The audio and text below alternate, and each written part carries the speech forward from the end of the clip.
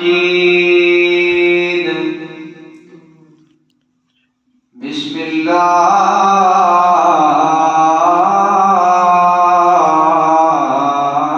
الرحمن الرحيم وما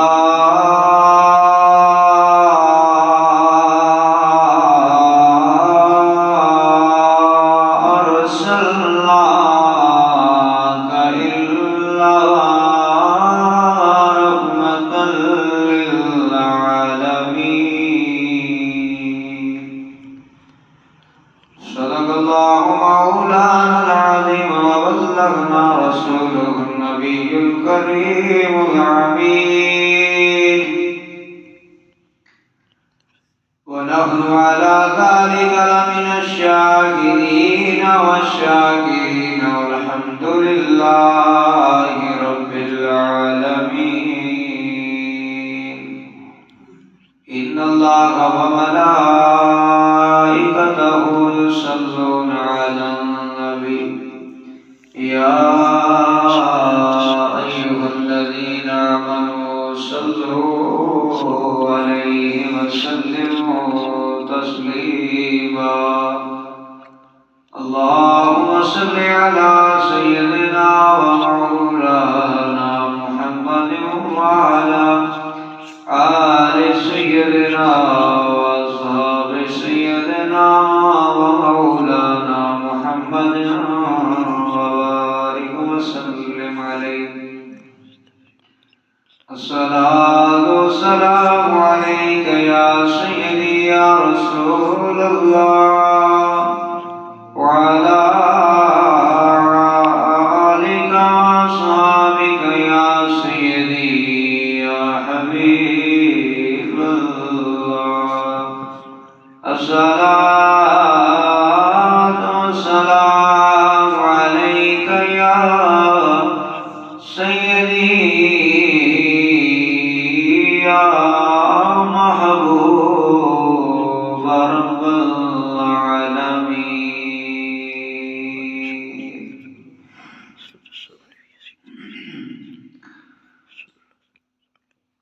کروں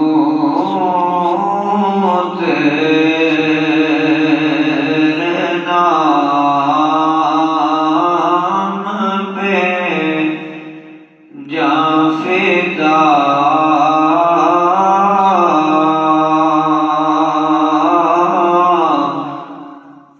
کروں تیرے نام پہ جاں فدا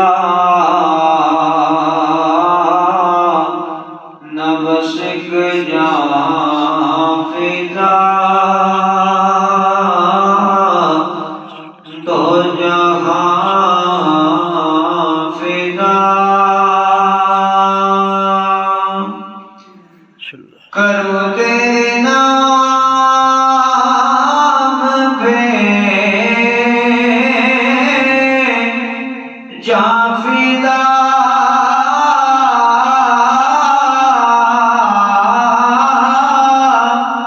نہ بس ایک جاں فدا دو جہاں فدا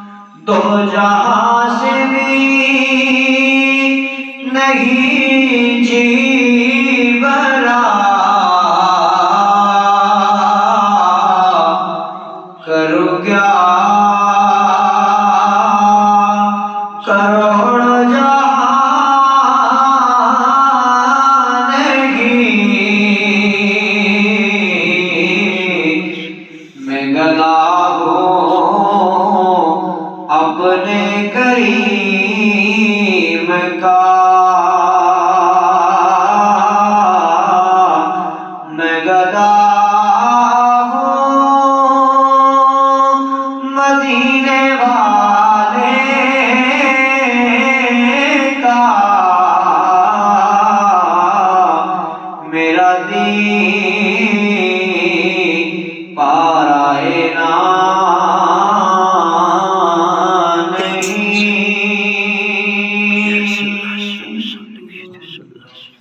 اللہ جل وحدہ لا شریک کی حمد و ثنا کے بعد اس مالک کل خالق لم یزل کا کروڑ شکر ہے کہ جس رب کائنات نے زندگی کے اندر پھر اپنے دربار میں حاضر ہو کر نماز جمعہ ادا کرنے کی توفیق عطا فرمائی۔ لاکھوں کروڑوں درود نبی کریم علیہ السلام کی ذات مبارکہ کے اوپر کہ جن کے طفیل اللہ رب العالمین نے ہمیں دنیا کی ہر نعمت عطا فرمائی۔ ماہ ربیع النور اپنے آخری مراحل کے اندر گزر رہا ہے۔ بڑی برکتوں اور عظمتوں اور رفعتوں والا یہ ماہ مقدس تھا کہ جس کے اندر اللہ رب العالمین نے اپنا پیارا محبوب اس کائنات کو عطا فرما کر احسان عظیم فرمایا۔ جہاں دیگر اللہ رب العالمین نے حضور علیہ السلام کی صفات اوصاف حمیدہ کا ذکر کیا، حضور کے معجزات کا بیان فرمایا، وہاں اللہ رب العالمین نے اپنے محبوب علیہ السلام کو صفت رحمت سے بھی متصف فرما کر دنیا کے اندر بھیجا۔ یہ وہ رحمت اور وہ سراپا رحمت کا تاج پہنا کر اللہ رب العالمین نے بھیجا کہ یہ شان اور یہ مرتبہ اللہ نے اپنے 1.25 لاکھ انبیاء کے اندر کسی کو عطا نہیں فرمایا۔ اللہ کا ہر نبی عظمت والا ہے، ہر نبی شان والا ہے، ہر نبی رفعت والا ہے، ہر نبی کو اللہ نے رحمت والا بنایا ہے، مگر اس نبی کی رحمت چند لوگوں تک محدود تھی۔ اس نبی کا رحمت ہونا اپنے زمانے کے لوگوں کے لیے تھا، اس نبی کا رحمت ہونا اپنی امت کے لیے رحمت ہونا تھا، اس نبی کا رحمت ہونا اپنے ماننے والے لوگوں کے لیے رحمت ہونا تھا۔ لیکن اللہ رب العالمین نے میرے اور آپ کے آقا کریم علیہ السلام کو وہ سراپا رحمت کا تاج بنا کر، سراپا رحمت کا مجموعہ بنا کر بھیجا۔ فرمایا کم و بیش 1.25 لاکھ انبیاء کو میں نے جو رحمت والا بنایا ہے، کسی کی رحمت اس کے زمانے کے لیے، کسی کی رحمت اس کی امت کے لیے، کسی نبی کی رحمت اس کے ماننے والوں کے لیے، کسی نبی کی رحمت اس کے زمانے تک ہے، لیکن میرے محبوب تمہیں میں وہ رحمت والا تاج پہنا کر تمہیں سراپا رحمت کا مجموعہ بنا کر بھیجوں گا۔ تمہاری رحمت کسی ایک فرد واحد کے لیے نہیں، ایک امت کے لیے نہیں، ایک جماعت کے لیے نہیں، ایک گروہ کے لیے نہیں، ایک قبیلے کے لیے نہیں، بلکہ میرے محبوب فرمایا وما ارسلناک الا رحمۃ للعالمین، اے پیارے حبیب ہم نے آپ کو عالمین کے لیے رحمت والا بنا کر بھیجا۔ پھر جب حضور سراپا رحمت کا مجموعہ بن کر کائنات کے اندر تشریف لائی، حضور کی رحمت نے اپنے تو اپنے تھے، غیروں کو بھی ڈانپ لیا، غیروں کو بھی اپنی رحمت کی آغوش میں لے لیا۔ اور یہ رحمت اللہ نے اپنے نبی کو کیوں بنایا؟ ایک عام سی مثال دیکھیں، ایک ماں اپنے بیٹے کو جب جنم دیتی ہے، بیٹے کو پیدا کرتی ہے، اس ماں کے لیے صرف بیٹے کو جنم دینا ہی مقصود نہیں ہے، بلکہ 2.5 سال تک اسے اپنا دودھ بھی پلانا ہے، اس کی پرورش بھی کرنی ہے، اس کی تربیت بھی کرنی ہے۔ اگر ماں کا وہ بیٹے کو جنم دے کے چھوڑ دیتی، پھر وہ بیٹا، وہ بچہ جو ماں سے بدن سے پیدا ہو کے آیا ہے، وہ ماں کی ممتا کے بغیر کبھی پروان نہ چڑھتا، وہ تڑپ کر سسک کر اپنی جان دے دیتا۔ اسے سہارے کی ضرورت ہے، اسے کسی پرورش والی کی ضرورت ہے، اسے غذا کی ضرورت ہے، اسے زندگی کی بہار دیکھنے کے لیے کسی سہارے کی ضرورت ہے۔ تو اللہ نے ماں کے دل میں اپنے بچے کی محبت کو ڈال دیا، وہ محبت ایسے ڈال دی کہ اس محبت کے سائے میں، اس محبت کی آغوش میں وہ بچہ زندگی کی بہاریں دیکھ کر نشو و نما پا کر پروان چڑھتا ہے۔ اگر ماں کے دل میں بیٹے کے لیے محبت نہ ہوتی، پیدا کر کے ماں بیٹے کو چھوڑ دیتی، تو وہ بیٹا زندگی کی سانسیں تو لیتا پر زندگی کی حقیقت کو نہ پا سکتا۔ وہ بغیر ماں کی ممتا کے سسک کے تڑپ کے جان دے دیتا۔ ماں اگر دیکھے رات کو بیٹا بستر پہ پیشاب کر دیتا ہے، اپنے کپڑے گیلے کر دیتا ہے، بستر کو گیلا کر دیتا ہے، لیکن سردیوں کی ٹھنڈی راتوں میں ماں بچے کو اس گیلی جگہ سے اٹھا کر خشک جگہ پہ رکھ کر خود گیلی جگہ پہ لیٹ جاتی ہے، اس لیے کہ وہ بیٹا اس کی رحمت کا محتاج ہے۔ اس ماں کے دل کے اندر ممتا کا پیار ہے جو اس بیٹے کو تکلیف سے بچائے رکھتا ہے، جو اس بیٹے کو مشکل سے نکالتا ہے۔ اگر ماں کے دل میں بیٹے کے لیے رحمت نہ ہوتی تو بیٹا کبھی پروان نہیں چڑھتا۔ اسی طرح اس کائنات کے عالم کے اندر اگر اللہ رب العالمین اپنے پیارے محبوب کو رحمت والا بنا کر نہ بھیجتا تو کائنات کا نظام وجود میں ہی نہ آتا، کائنات کا نظام ہی نہ چلتا۔ جس طرح بچے کو ماں کی رحمت کی ضرورت ہے، اسی طرح اللہ رب العالمین نے رب العالمین ہونے کا حق ادا کر دیا، اس کائنات کو بنا دیا، کائنات کو وجود بخش دیا، لیکن اس کائنات کو سہارا دینے کے لیے، اس کائنات کے عالم کو چلانے کے لیے اس کو رحمت کی ضرورت تھی، تو اللہ نے اپنا محبوب اس کائنات کو عطا فرما دیا۔ پھر جب حضور دنیا کی طرف آئے رحمت بن کر، تو حضور کی رحمت نے پوری کائنات کو اپنی آغوش کے اندر لے لیا، اپنے سائے رحمت کے اندر ڈھانپ لیا۔ پھر جب حضور کی رحمت اس کائنات کو مل گئی، سابقہ انبیاء علیہ السلام کی امتوں کو، ان کے زمانوں کو، ان کی زندگی کو آپ دیکھ رہے ہیں، جب تک وہ نبی اپنی امت کے اوپر رحمت بن کر ان میں موجود رہتا، وہ امت اللہ کے عذاب سے بچی رہتی، وہ برائی سے بچی رہتی، گمراہی سے اسے بچایا جاتا۔ لیکن جو ہی وہ نبی دنیا سے چلے جاتے تو وہ امت بھٹک جاتی، بت پرستی میں چلی جاتی، گناہوں میں ڈوب جاتی، اپنے مالک حقیقی کو چھوڑ دیتی، کیونکہ اب ان لوگوں کے پاس وہ اللہ کے نبی کی رحمت نہیں تھی، اللہ کے نبی اس کے اندر موجود نہیں تھا۔ لیکن جب اللہ رب العالمین نے دیکھا کہ میرا جو بھی نبی آتا ہے، جب تک وہ رحمت بن کر لوگوں میں رہتا ہے، لوگوں کو ہدایت ملتی ہے، لوگ رہنمائی کی طرف جاتے ہیں، لوگ میرے عذاب سے بچے رہتے ہیں، لیکن جو ہی وہ نبی دنیا سے پردہ کر جاتا ہے، وہ لوگ پھر بت پرستی کے اندر، گمراہی کے اندر چلے جاتے ہیں۔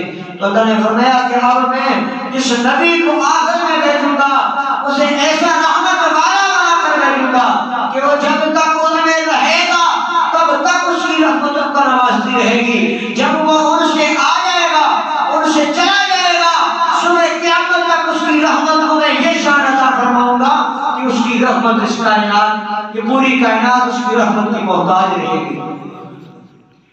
تو وہ اللہ نے میرے اور آپ کے نبی کو سراپا رحمت کا تاج بنا کر کائنات کے اندر بھیجا۔ اب جب حضور رحمت بن کے آئے، اللہ نے کائنات کی ہر چیز کے لیے حضور کو رحمت بنا کے بھیج دیا۔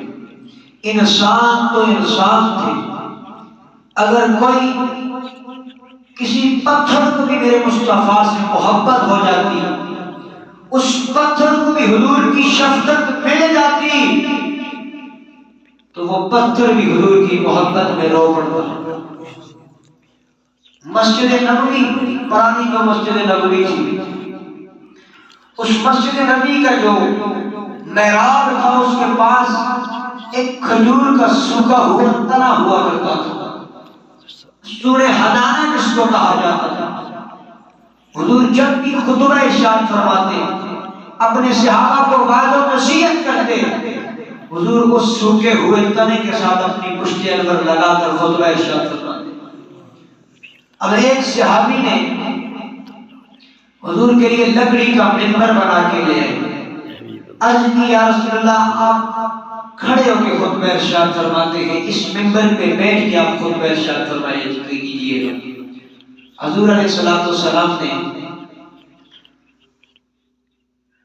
منبر پہ خطبہ کھڑے ہو کے ارشاد فرمایا، اس تنے سے تھوڑا دور کر کے منبر کو رکھا گیا۔ اب صحابہ کے ساتھ تجویز یہ ہوئی کہ آج سے اس سوکھے ہوئے تنے کو کاٹ دینا ہے، مسجد سے باہر نکال دینا ہے۔ جب حضور منبر پہ جلوہ افروز ہوئے، منبر پہ خطبہ دیا، مسجد کے اندر سے رونے کی آواز آئی۔ نبی کریم علیہ السلام نے پوچھا، صحابہ کون رو رہا ہے؟ صحابہ نے اپنے دائیں بائیں ساری جانب دیکھا، رونے والا کوئی نظر نہیں آیا۔ میرے نبی نے فرمایا، صحابہ جی ہاں نبی اللہ کون رو رہا ہے؟ حضور رونے کی آوازیں تو آ رہی ہے پر رونے والا دکھائی نہیں دے رہا ہے، نظر نہیں آ رہا ہے۔ یا نبی اللہ میں سارے صحابہ میں سے تو رونے والا کوئی نہیں ہے۔ میرے نبی نے فرمایا، صحابہ تم میں سے کوئی نہیں رو رہا ہے، یہ جو رونے کی آوازیں یہ کہیں اور سے نہیں آ رہی ہے بلکہ سوکھے ہوئے تنے سے آ رہی ہے۔ وہ کھجور کا سوکھا ہوا تنا رو رہا ہے۔ اب حضور علیہ السلام منبر سے اترے، قریب گئے، اس کے اوپر ہاتھ رکھ کر سینے سے لگایا اور میرے نبی مخاطب ہوئے۔ اللہ نے کیا میرے نبی کو کمال عطا فرمایا ہے، کیا شان عطا فرمائی ہے۔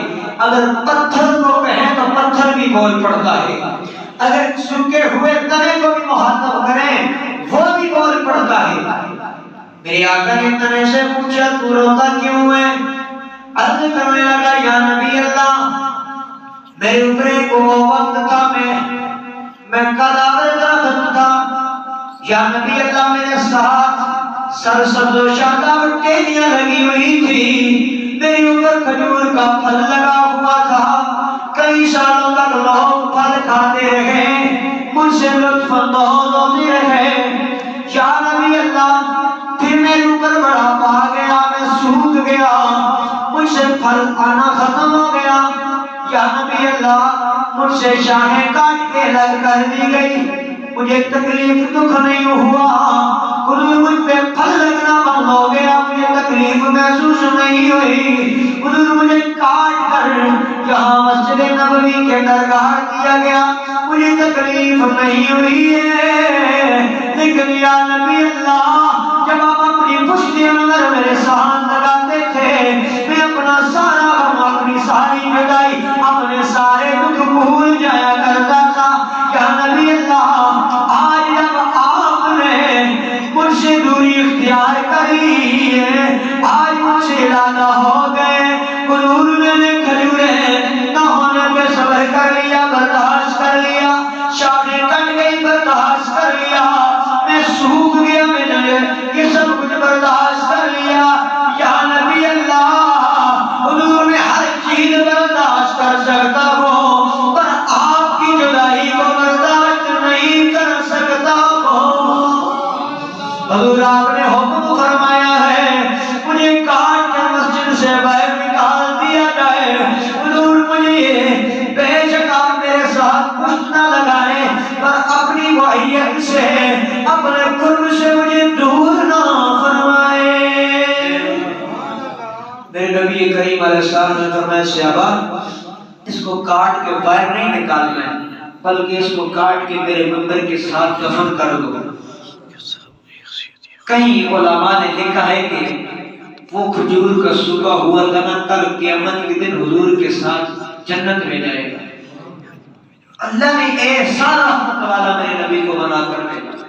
انسان تو انسان تھے، کائنات کی ہر چیز حضور کی محبت میں، حضور کی رحم اور حضور کی شفقت کو دیکھ کر حضور کے اوپر قربان ہو کر مر مٹنے کو تیار ہو گئے۔ حضرت فضالہ رضی اللہ تعالیٰ عنہ ابھی اسلام قبول نہیں کیا، حضور کی رحمت دیکھے، حضور کی شفقت دیکھے۔ حضرت فضالہ رضی اللہ تعالیٰ عنہ حضور سے بے انتہا نفرت کیا کرتے تھے، نعوذ باللہ۔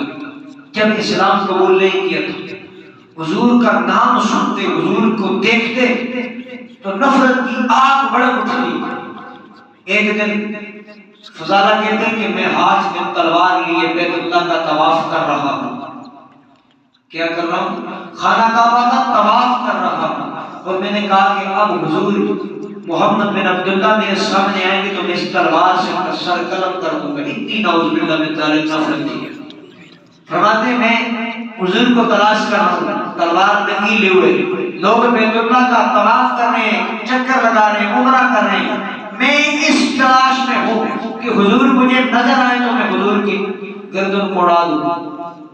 آپ فرماتے ہیں کہ میں یہ ارادہ کر کے آگے بڑھا، اتنے میں نبی پاک علیہ السلام نے میرے سینے پہ تھپڑ مارا، مکہ مارا کر مجھے کہا فضالہ ذرا میری طرف دیکھو۔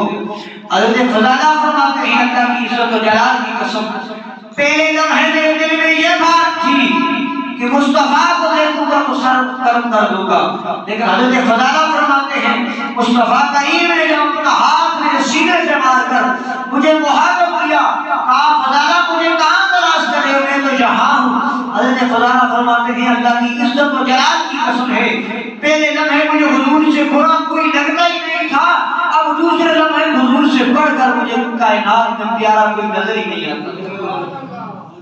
یہ کیا تھا؟ وہ حضور کی محبت، وہ حضور کی رحمت العالمین تھی، وہ حضور کی شفقت رحمت تھی کہ جس کا اللہ نے سراپا مجموعہ بنا کر بھیجا تھا۔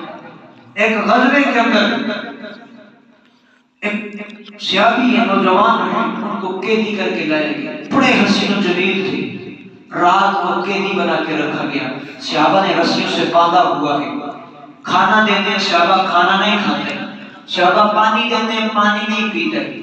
صبح جب حضور علیہ السلام مسجد نبوی کے اندر تشریف لے جاتے ہیں، حضور نے دیکھا کہ خوبصورت نوجوان رسیوں کے ساتھ باندھا ہوا ہے۔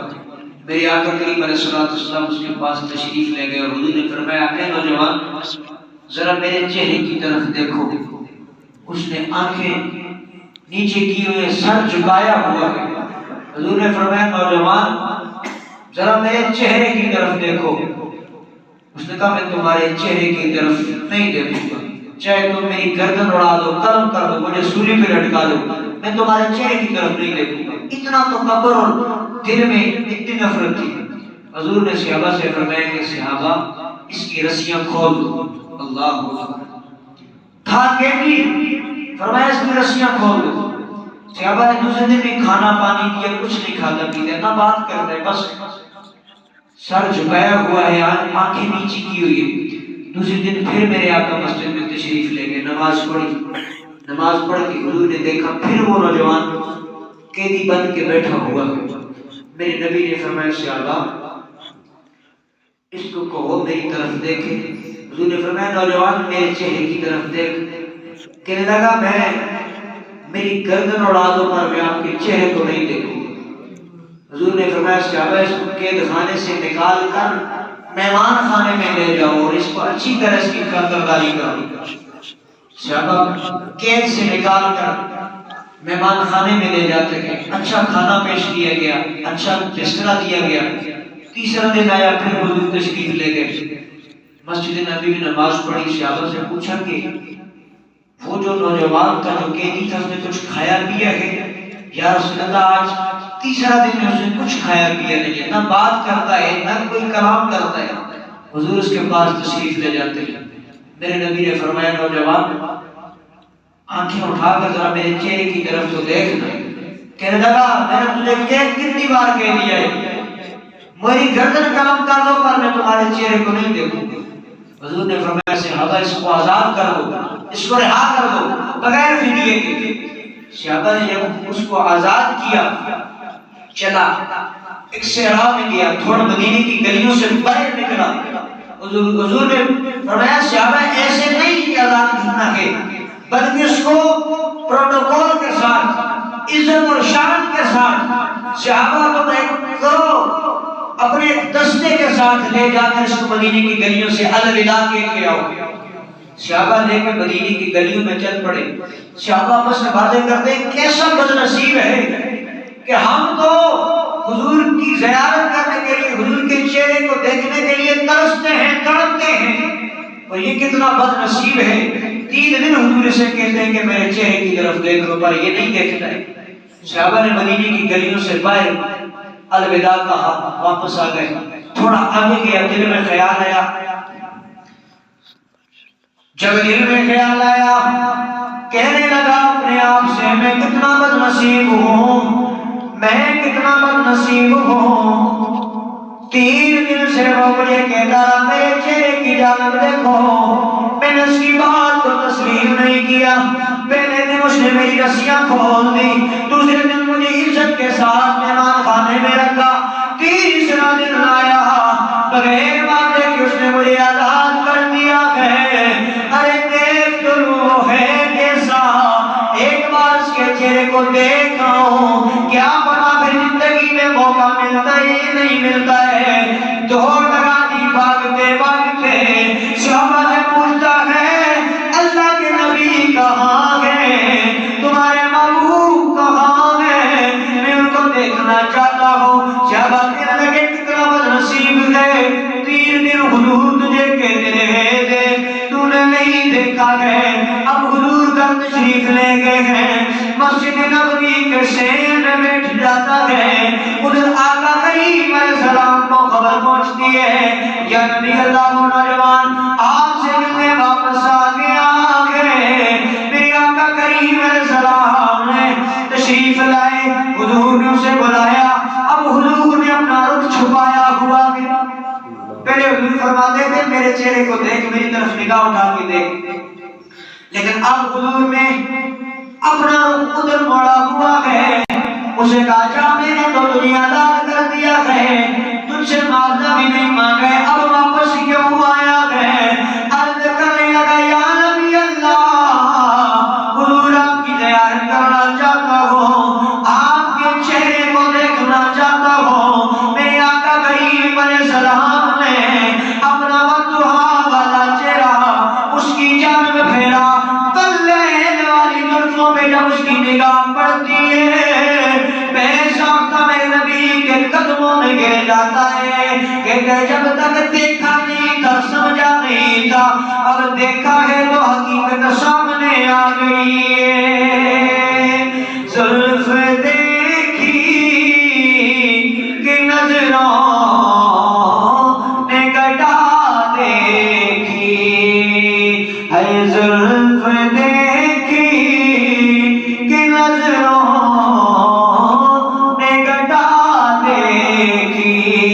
لٹ گیا جس نے میرے آقا کی ادا دیکھی.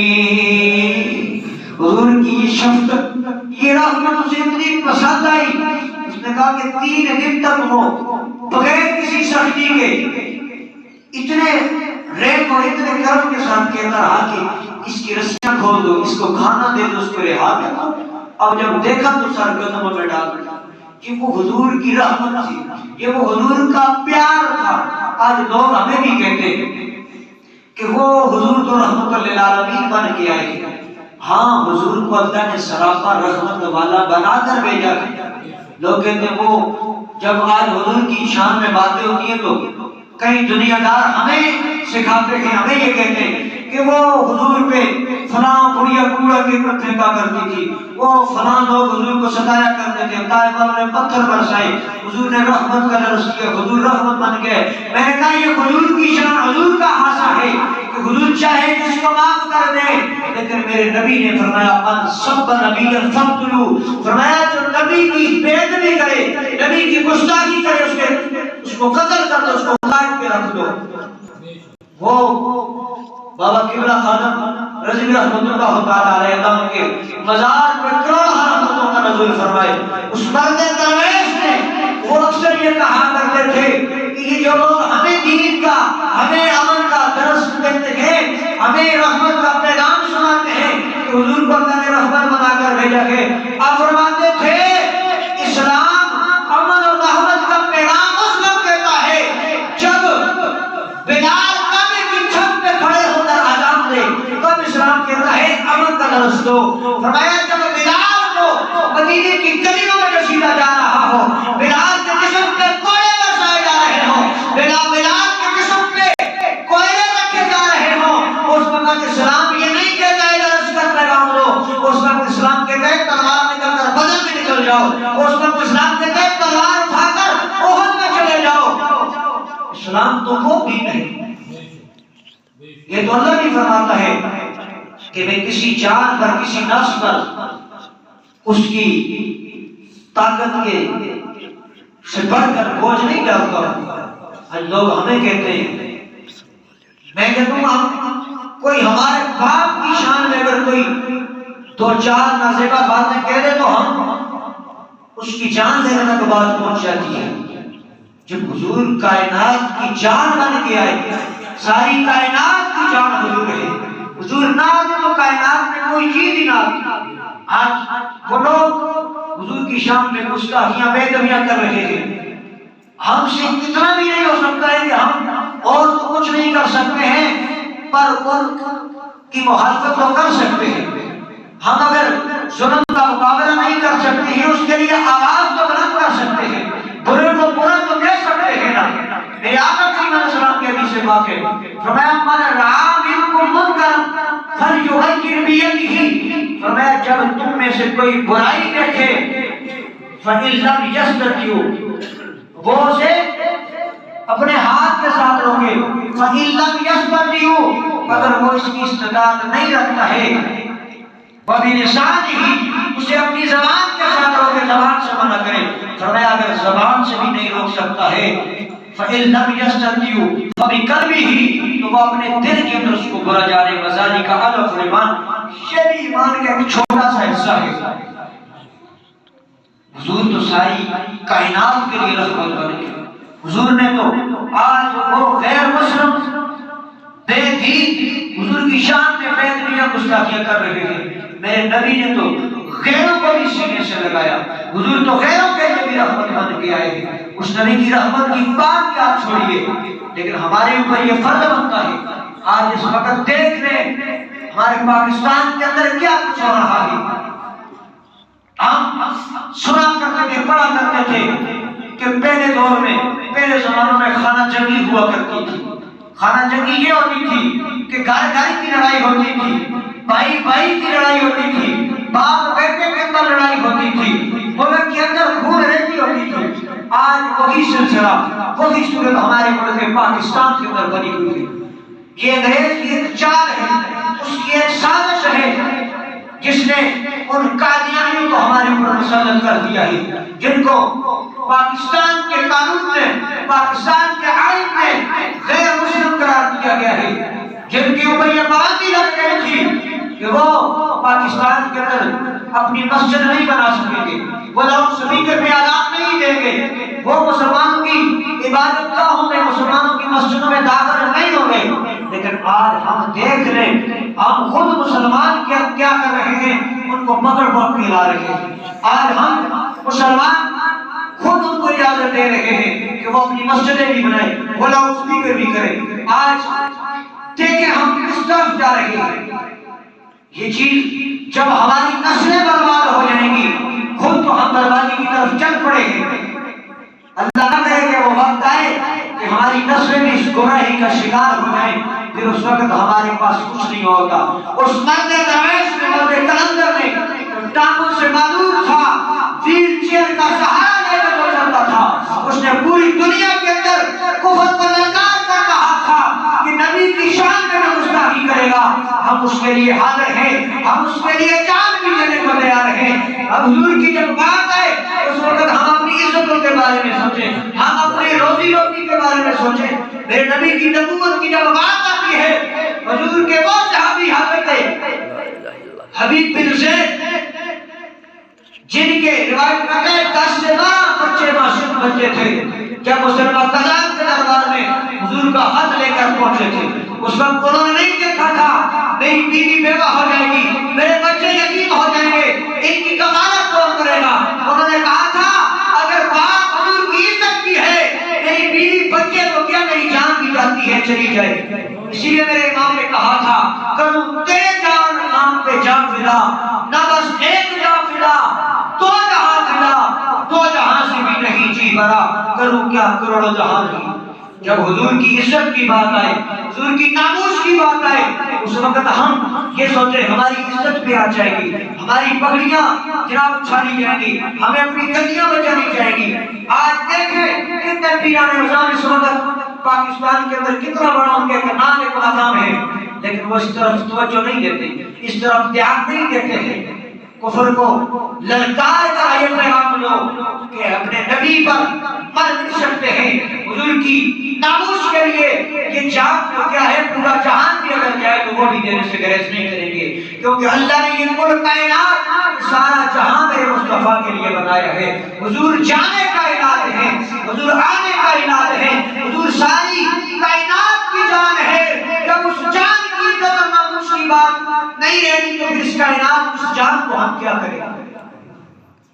حضرت ابوبکر صدیق رضی اللہ تعالیٰ عنہ نے یہ مسئلہ ختم نبوت اتنا دقیق اور اتنا باریک مسئلہ ہے کہ جسے سمجھنے کے لیے ہمیں چاہیے کہ ہم اس مسئلے کو سمجھیں, علماء سے پوچھیں, دین کے نمائندوں سے پوچھیں کہ ہمیں پتہ ہونا چاہیے کہ عقیدہ ختم نبوت کیا ہے. مرزا غلام احمد جو قادیانی لعنتی تھا وہ بھی حضور کی نبوت کا منکر نہیں تھا, لیکن حضور کو آخری نبی نہیں مانتا تھا.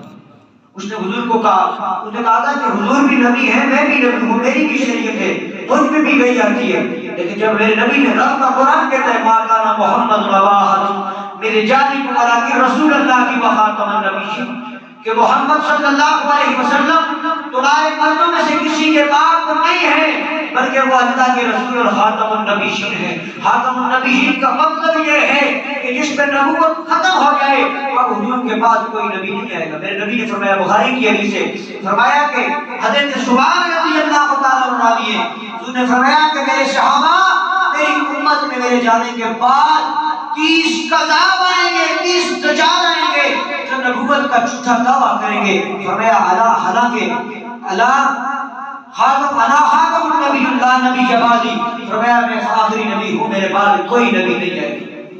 یہ حضور کی عزت, حضور کی ناموس, حضور کی ختم نبوت بہت اہم مسئلہ ہے, ایک دقیق مسئلہ ہے. اسے ہمیں سمجھنا چاہیے, ہمیں پوچھنا چاہیے کہ یہ ختم نبوت کا مسئلہ ہے کیا ہے. انشاءاللہ آئندہ آنے والا جو جمعہ المبارک ہے وہ ختم نبوت کے موضوع پہ ہوگا. آپ لوگ جلدی تشریف لے کریں گے. آنے والا جو جمعہ المبارک ہے وہ انشاءاللہ 2:45 بجے ہم ادا کریں گے. 50 منٹ پہ ہماری جماعت کھڑی ہو جایا کرے گی. اس لیے آپ لوگوں سے گزارش ہے کہ آپ لوگ بر وقت تشریف لے کریں, جلد از جلد مسجد کے اندر تشریف لے کریں. میں نے آپ کو بارہا کہا ہے کہ جمعہ ہفتے کے بعد آتا ہے.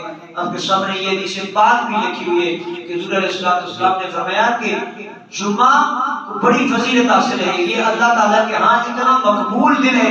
فرمایا یہ عید الفطر اور عید الاضحیٰ سے بھی زیادہ اس کی عظمت اور شان ہے, کیونکہ یہ عید کا دن ہے, یہ سید الاعیان ہے, سارے دنوں کا سردار ہے. اس لیے آپ آئیں, ہمارے جو بنیادی عقائد ہیں, ہمارے جو بنیادی مسائل ہیں ان کو ہم سمجھیں. ہمیں پتہ ہونا چاہیے کہ عقیدہ توحید کیا ہے. عقیدہ رسالت, آج کل لوگ توحید کی بات کرتے ہیں, اللہ کو مانو، اللہ کو مانو سارے کہتے ہیں یار اللہ کو ہر کوئی مانتا ہے۔ ایک جو پتھر کی پوجا کرتا ہے نا، کوئی پنڈت ہے اگر وہ کسی بت کو اپنا معبود مانتا ہے لیکن اس کے دل میں یہ بات ہوتی ہے کہ اس معبود کو، اس کو بنانے والی ذات بھی اللہ کی ہے، وہ بھی اللہ کی طرف اشارہ کر کے اپنے بت سے مانگتا ہے۔ اللہ کو تو سارے مانتے ہیں پر اللہ کی کوئی مانتا ہے۔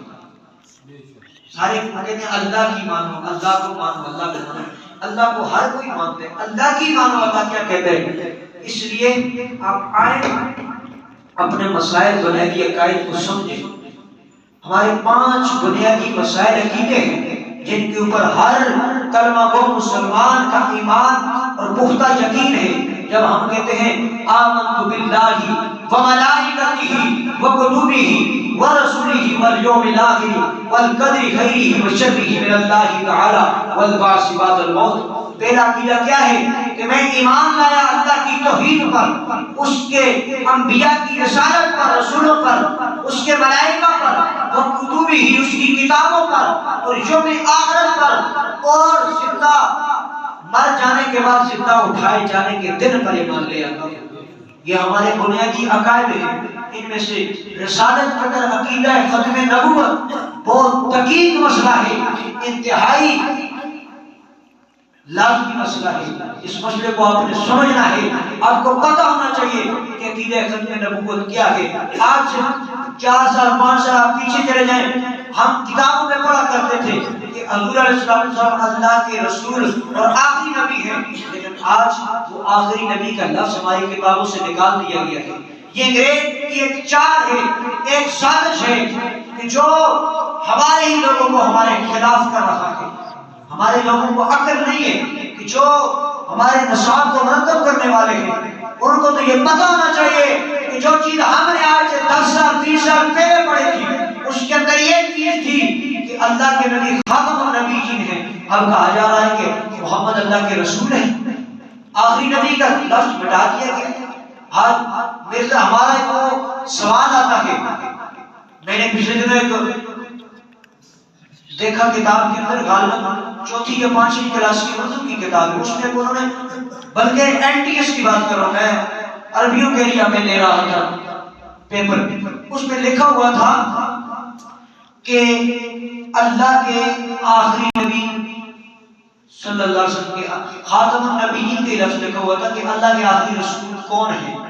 اس کے اندر انہوں نے حضور علیہ السلام کا نام بھی ذکر کیا ہوا ہے، حضرت عیسیٰ علیہ السلام کا بھی، حضرت موسیٰ علیہ السلام تھی، اور ساتھ میں انہوں نے مرزا غلام احمد قادیانی کا نام بھی لکھا ہوا ہے۔ استغفر اللہ۔ دیکھیں سازش کی جا رہی ہے ہمارے خلاف، ہم لوگوں کو اندر سے کھوکھلا کیا جا رہا ہے۔ پچھلے دنوں ہمارے اسلام آباد کے اندر امریکہ سے ایک ریسرچ کرنے والا ایک سکالر آیا ہے مسلمان ہے، ہمارے پاکستان سے بلانگ کرنے والا ہے، امریکہ کے اندر چلا گیا، اس کو وہاں کی نیشنلٹی مل گئی۔ وہ کہتا ہے میں نے انٹر مکمل کیا آکسفورڈ یونیورسٹی سے، تو اس حکومت نے مجھے پاکستان کے اندر بھیجا تھیسس کی ریسرچ کے لیے۔ اس کو موضوع یہ دیا کہ پاکستان کے اندر مذہبی جماعتیں اور ان کا کام۔ وہ کہتے ہیں میں آیا پاکستان میں، میری مجبوری تھی، میری فیملی وہاں پہ، مجھے سب کچھ وہاں پہ مل رہا ہے، ساری سہولتیں مجھے مل رہی ہے، تو میری مجبوری تھی میں نے آ کے ریسرچ کرنی اس پہ۔ وہ ہمارے استاد ہمیں بتایا اس نے کہ وہ کہتے ہیں کہ میں نے ریسرچ کی، اس نے پوچھا بھائی یہ تم نے ریسرچ کی ہے جو اپنا تھیسس مکمل کیا وکالہ، اس کا کیا فائدہ ہوگا؟ اس نے کہا کہ میں اس کو لکھ کے لے جاؤں گا، مجھے پتہ ہوگا کہ پاکستان کے اندر مسجد جماعتیں کتنی ہیں اور کیا کیا کام کر رہی ہیں۔ آج شیعہ سنی کو کافر کہہ رہے ہیں، سنی شیعہ کو، دیوبندی وہابی ایک دوسرے کی یہ کافر کی جنگ چھڑی ہوئی ہے۔ ارے یار پہلے وہ اقبال نے کہا تھا نا کہ تم یہ تو بتاؤ کہ مسلمان بھی ہو یا کیا ہو۔ ہمیں یہ بھی نہیں پتہ ہے کہ پہلے ہمارا مسلمان ہونا ہمارے لیے ضروری ہے، یہ تو بات کی بات ہے۔ وہاں اللہ نہیں پوچھے گا تو وہابی تھا، تو سنی تھا، تو شیعہ تھا، تو رفع یدین کرتا تھا، تم ہاتھ اٹھا کے ہاتھ چھوڑ کے نماز پڑھتا تھا۔ اللہ فرمائے گا بتا تیرا عقیدہ کیا تھا، میرے محبوب کی عزت پہ، میرے محبوب کی ناموس پہ ڈاکے ڈالے جا رہے تم نے کیا کیے، تیرا کیا عمل تھا، کیا کردار تھا۔ وہ کہتے ہیں کہ میں جب لکھ کے لے جاؤں گا وہاں پہ میرے پاس یہ جمع ہو جائے گا، ان کی ریکارڈ میں یہ بات چلی جائے گی کہ فلاں بن فلاں نے اس موضوع کے ریسرچ کر کے اپنا تھیسس لکھا ہوا ہے۔ وہ کہتے ہیں 5 سال 10 سال جب گزریں گے وہ مجھے بلائیں گے، طلب کریں گے، طلب کرنے کے بعد میرا وہ تھیسس مقالہ لیں گے، اس پہ جو میں نے ریسرچ کی ہوگی کہ فلاں جماعت اس کی پاور کتنی ہے، وہ کیا کر رہی ہے، دوسری جماعت کیا کر رہی ہے، ان جماعتوں کے آپس میں کیا کیا ٹکراؤ، تو کہتے ہیں اس پہ وہ ریسرچ جب میری مکمل دیکھ کے اس کے اوپر ایجنٹ چھوڑیں گے، اپنے ان لوگوں کو خرید لیں گے، وہ آپ کی لوگوں میں سے ان کو جناب وہ سہولتیں دیں گے۔ آج دیکھیں قادیانی ہمارے لوگوں کو جناب جرمنی کا ویزا دیتے ہیں بغیر کسی لالچ کے، وہ کہتے ہیں آپ ہمارا جناب یہ دین قبول کرو تو ہم آپ کو جناب ساری چیزیں دیں گے، آپ کو مکان دیں گے، آپ کی شادی کروائیں گے، ہم آپ کی چیز مانو۔ دیکھیں دین کی سودے بازی یہ چند ٹکوں کے لیے، چند روپوں کے لیے دین کا سودا نہ کریں، اپنے ایمان کو مت بیچیں، تمہارا ایمان اتنا انمول نہیں ہے کہ چند ٹکوں پہ بک جائے، اس ایمان کی قیمت پوچھیے تو بلال سے پوچھو، اس کو تپتی ریت میں بنایا گیا، امیہ نے کہا بلال اب محمد کا کلمہ چھوڑ دے، اب عہد کی صدائیں چھوڑ دے، تجھے بخش دوں گا۔ آپ نے کہا کہ جان تو جا سکتی ہے پر مصطفیٰ کا دیا ہوا ایمان نہیں جا سکتا ہے۔ حبیب بن زید سے مسلمہ قدام نے کہا ایک بار کہہ دے کہ میں اللہ کا نبی ہوں، میں تیری جان بخش دوں گا۔ آپ نے کہا یہ ایک جان ہے، اگر لاکھوں کروڑوں جانیں بھی ہوں تب بھی میں ہی قربان کر دوں گا، پر مصطفیٰ کا دیا ہوا ایمان دل سے نکالوں گا۔ تو اس نے کہا کہ وہ جب یہ اتنا عرصہ گزرے گا وہ اس کے اوپر لوگ لگا دیں گے، ان جماعتوں کو کمزور کریں گے۔ اس وقت آپ دیکھ لیں ہماری جو ایک جماعت تھی جس کے یہ مطالبات تھے کہ فرانس کے صلیب کو ملک بدر کر دیا جائے، جو قانون تھا شکن تھا نبوت کو اس کو لاگو کیا جائے، اور یہ جو ان کا قائد تنظیم کا سعد رضوی ہے ان کو رہا کیا جائے، یہ ان کے مطالبات تھے۔ اب وہاں کیا ہوا، اس کے اندر میڈیا نے کچھ چیزیں نہیں دکھائی کیونکہ میڈیا پابند ہوتا ہے، لیکن سوشل میڈیا کسی کا پابند نہیں ہوتا، سوشل میڈیا کے ذریعے ساری چیزیں ہم نے دیکھی۔ وہاں پہ کچھ لوگ ایسے تھے کہ جنہوں نے عام پولیس والوں کی وردی پہن کے ان لوگوں پہ تشدد کیا، وہ یہ شو کرنے کے لیے کہ پولیس ان پہ گولیاں برسا رہی ہے، پولیس ان پہ تشدد کر رہی ہے۔ پھر کچھ لوگوں نے ایسا دبا دوڑا کہ ان جو احتجاج کرنے والے لوگ تھے تحریک لبیک کے ان لوگوں میں شامل ہو کر نعرے بازی توڑ پھوڑ شروع کر دی، حکومت کے خلاف نعرے بازی لگانی شروع کر دی۔ وہ ایک ایجنٹ تھے، وہ ایک ایجنڈا تھا جس کا انکشاف ہوا ہے۔ پولیس نے بھی کہا ہے کہ ہم بھی اتنے ظالم اتنے بے رحم لوگ نہیں ہیں، ہمیں بھی پتہ ہے یہ بھی ہمارے بھائی ہیں، ہمارے ملک کے باشندے ہیں، لیکن ہمیں نہیں پتہ یہ تیسرے لوگ کہاں سے آتے ہیں، یہ وہ لوگ ایک سازش کے تحت آتے ہیں، ہوتے ہیں ہمارے لوگ ہیں، لیکن ان لوگوں کو وہ تیار کیے ہوتے ہیں، ٹیم بنائی ہوتی ہے، پھر وہ لوگوں کے اندر گھس کر ہمیشہ آپ یاد رکھیے دو فریقوں کی آپس میں جنگ ہو تو فائدہ تیسرا اٹھاتا ہے، تیسرا دونوں کو لڑاتا ہے، ایک کے ساتھ دیتا ہے دوسرے کا ساتھ دیتا ہے۔ وہ ان لوگوں نے ایسا کر کے کتنے ہمارے لوگ شہید ہوئے، کتنے لوگوں کو مشکلات آئی، پریشانیاں بنی، ملکی حالات کتنے درہم برہم رہے، لیکن پھر اللہ نے کیا وہ معاملہ سلجھ گیا۔ بات کیا ہے کہ ہمیں ان لوگوں کو پہچاننا چاہیے، اپنے عقیدے کو بچانا چاہیے، اپنے عقیدے کو مضبوط کرنا چاہیے۔ اس لیے یہ بنیادی چیزیں، ضروری چیزیں جو ہمیں سیکھنی چاہیے، ہمارے لیے ضروری ہیں۔ اس لیے اللہ نے فرمایا وما ارسلناک الا رحمۃ للعالمین، اے محبوب ہم نے آپ کو عالمین کے لیے رحمت بنا کر بھیجا ہے۔ پھر حضور جانے کائنات ہے، حضور پوری کائنات کی جان ہے، اگر اس کائنات میں حضور کی عزت پہ بات آئے تو پھر اس کائنات کا بھی۔ حضرت امام مالک سے آخری بات، خلیفہ ہارون الرشید نے امام مالک سے پوچھا کہ مجھے یہ بتاؤ کہ جب کسی دور میں یا حضور کی عزت کی یا ناموس کی اس کے اوپر انگلی اٹھ جائے، حضور کی عزت پہ بات آ جائے تو کیا کیا جائے؟ امام مالک نے کہا کہ جو حضور کی شان میں بے ادبی گستاخی کرے اس کو